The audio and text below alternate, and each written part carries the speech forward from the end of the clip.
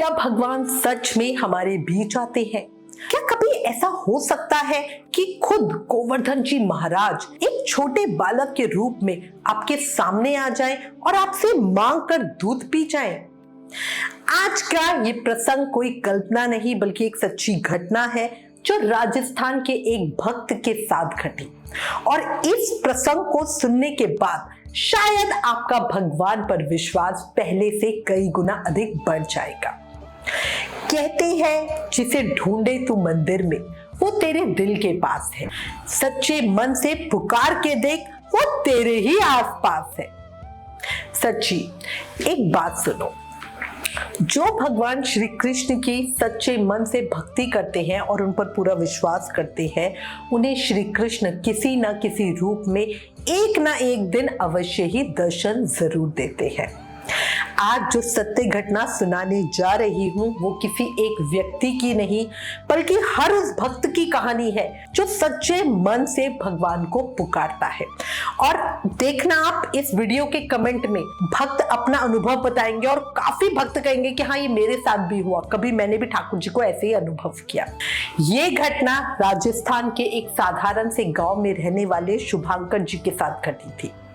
बताया जाता है शुभांकर जी कोई साधारण इंसान नहीं बल्कि एक सच्चे कृष्ण भक्त है। उनका जीवन बहुत ही सरल है। घर में लड्डू गोपाल जी की सेवा, हर दिन भोग लगाना और बिना ठाकुर जी को खिलाए खुद कुछ भी ग्रहण बिल्कुल नहीं करना। उनकी हर सांस में बस एक ही नाम था, श्री कृष्ण गोविंद हरे मुरारी हे नाथ नारायण वासुदेवा। बस यही उनके लिए मंत्र था, यही उनके लिए जाप था, यही उनकी साधना थी, सब कुछ बस यही। उनके बारे में कहा जाता है कि जो कृष्ण में खो गया वो दुनिया से परे हो गया। हर महीने वो गोवर्धन जी की परिक्रमा करने जाते थे, चाहे कितनी भी परेशानी क्यों ना हो, उनकी श्रद्धा कभी कम नहीं हुई। और देखो, जब भक्त भगवान से इतना प्रेम करे तो मेरे कान्हा कब पीछे रह सकते हैं, है ना? कान्हा भी अपनी लीला से भक्तों के मन को मोहित करते ही रहते हैं। मैं तो हमेशा कहती हूँ हमारे कान्हा बहुत छलिया है, भक्तों को अपने प्रेम रूप और लीलाओं में पागल करते रहते हैं।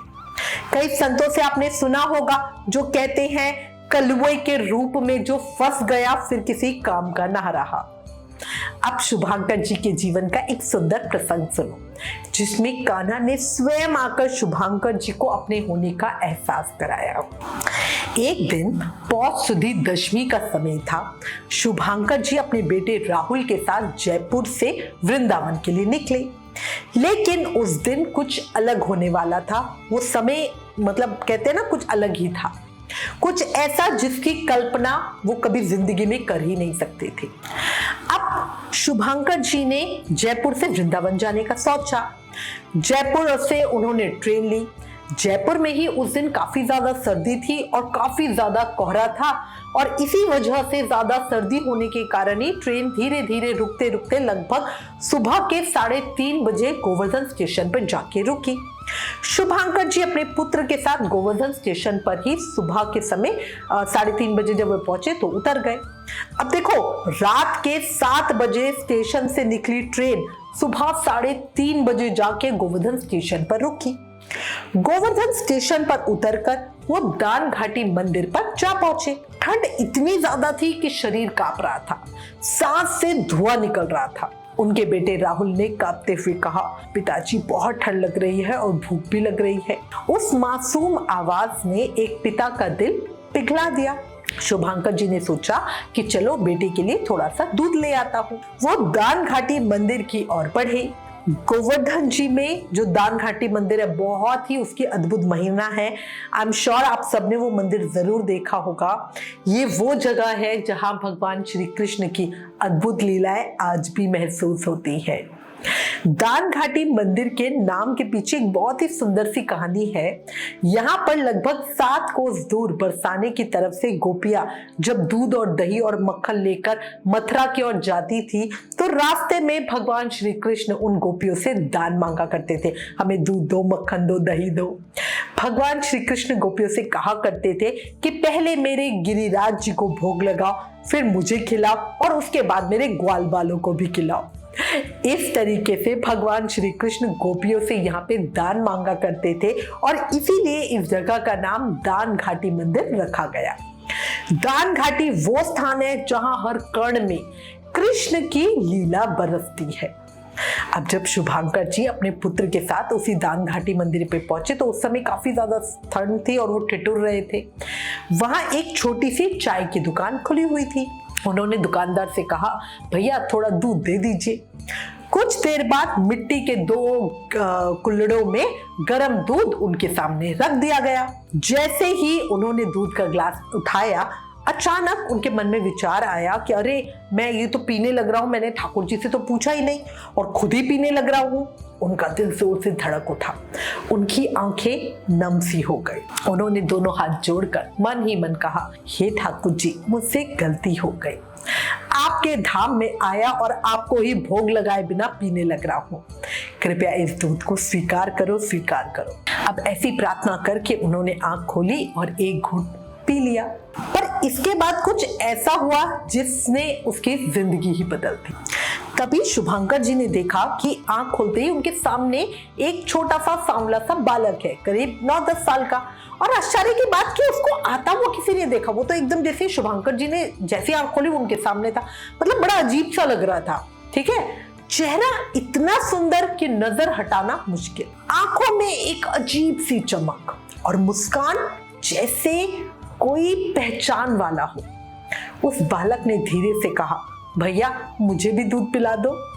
शुभांकर जी एक पल के लिए चौंक गए, क्योंकि अभी तो वहां कोई भी नहीं था और एकदम ही वो सामने आके खड़ा हो गया, तो मतलब यही चीज अपने आप में बड़ी चौंकाने वाली थी। और फिर उनको लगा शायद कोहरा है, ठंड है, इसलिए मुझे आता दिखा नहीं। लेकिन उसका चेहरा, उसकी मुस्कान देख के शुभांकर जी तो जैसे होता ना दिल में घायल ही हो गए। उन्होंने बड़े प्यार से बोला, हाँ हाँ बेटा जरूर, अभी लाता हूँ तुम्हारे लिए दूध। और उन्होंने दुकानदार से कहा कि भैया 1 गिलास दूध और दे दो। अब शुभांकर जी ने उस लड़के से कहा, बेटा अंकल से दूध ले लो। लेकिन वो बालक तो जिद पे अड़ गया, नहीं नहीं मुझे वही दूध चाहिए जो आपके हाथ में है। अब शुभांकर जी बार बार उसे समझा रहे थे, बेटा ये झूठा है, तुम नया ले लो, वो अंकल तुम्हें दूध दे रहे, दूध तो सेम ही है। लेकिन बालक नहीं माना। आखिरकार हार कर उसने वही ग्लास शुभांकर जी के हाथों से ले लिया और जो भी बचा हुआ दूध था सारा दूध पी लिया। और उस पल समय जैसा रुक गया। शुभांकर जी और उनका बेटा बस उसको ही देखते रह गए। मतलब इतना साधारण बालक बट इतना जबरदस्त व्यक्तित्व, मतलब हीरो के जैसा चेहरा और नजरें तो हटने का नाम ही नहीं ले रही हैं। अब उस बालक ने दूध पिया, मुस्कुराया और थोड़ा आगे बढ़ गया।